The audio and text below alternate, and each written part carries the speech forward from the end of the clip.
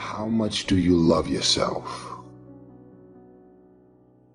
Because if you understand the value of self-love, you'll never be friends with those type of people. Most of the people out here are running around empty.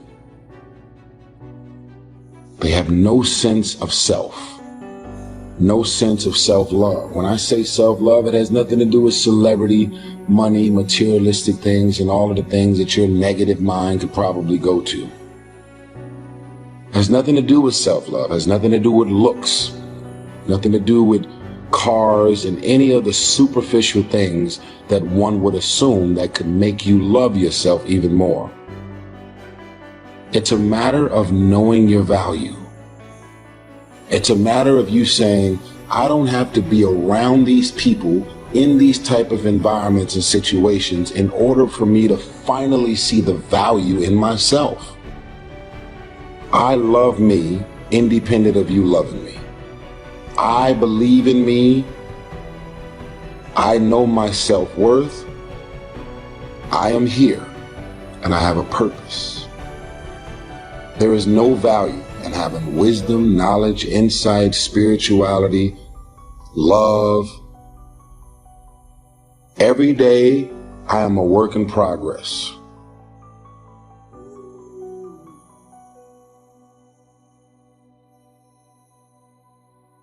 A person who can forgive nothing is a person who's totally destroyed psychologically and emotionally.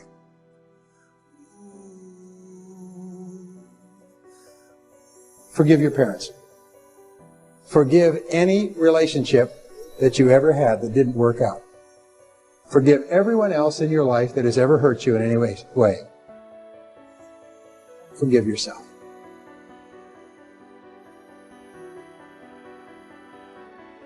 Forgiveness is giving up the hope that the past could be any different. I think for myself, and I know many of you, you think forgiving means accepting what has happened to you. Well, it is accepting that it has happened to you. Not accepting that it was okay for it to happen. It is accepting that it has happened, and now what do I do about it?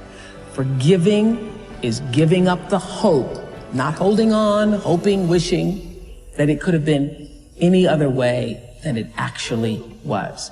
Giving up the hope that the past could be any different. And when I got that, I think it took me to the next level of being a better person, because I don't hold grudges for anything or any situation, and neither should you. It's letting go so that the past does not hold you prisoner, does not hold you hostage.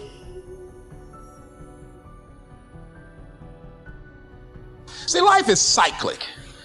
You're not, whatever experience you're having right now, it has not come to stay. It has come to pass. Not to stay, just to pass. It's just going through.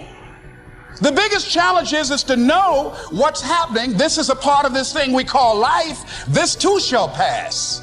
And maintaining perspective, putting it in perspective. You have to be willing to break from the past to have the future you so desperately desire.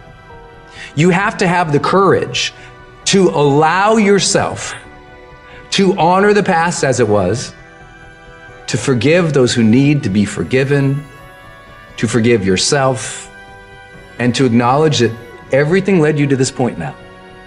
Everything. Let it go and begin to focus on developing myself. And I say to you, you're going to have people to do things to you. Things are going to happen to you. And the most important thing to do is to harness your will and let it go and move so you can grow, so you can get on with your life.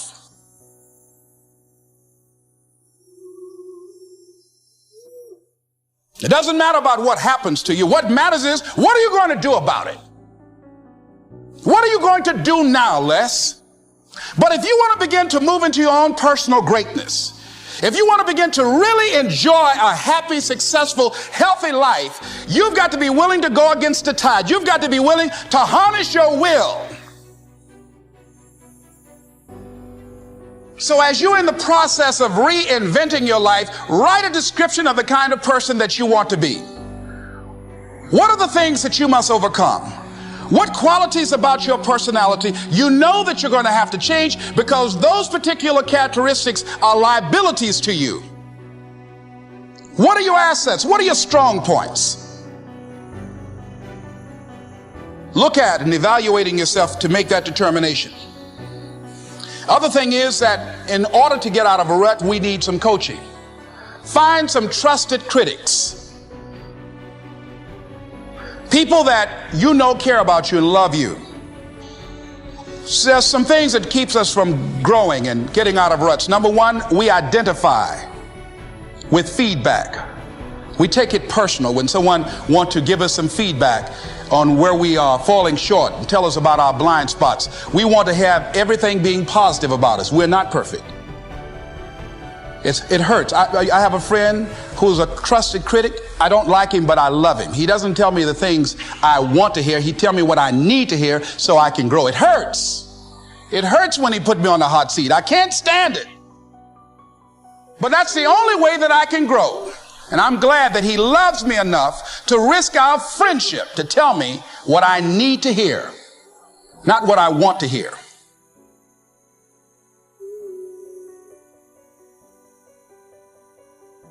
High performers are not dissatisfied strivers.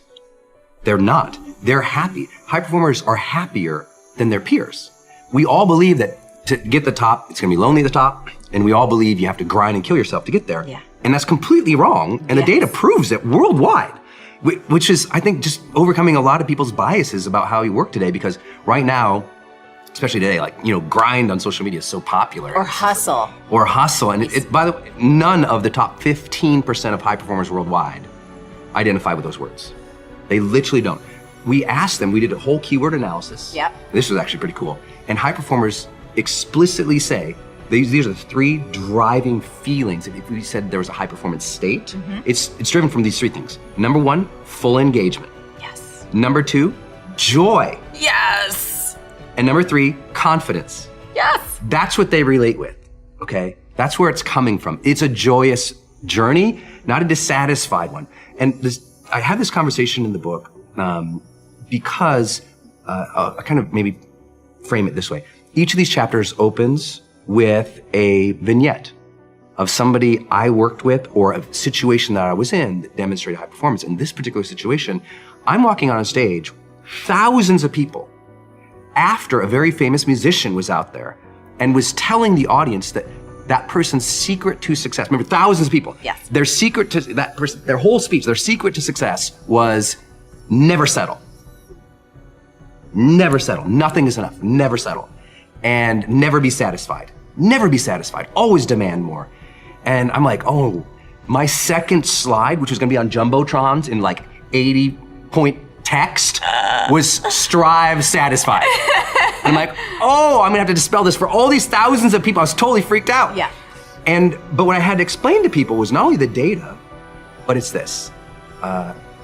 If you're never satisfied, I mean, is it true that life is precious?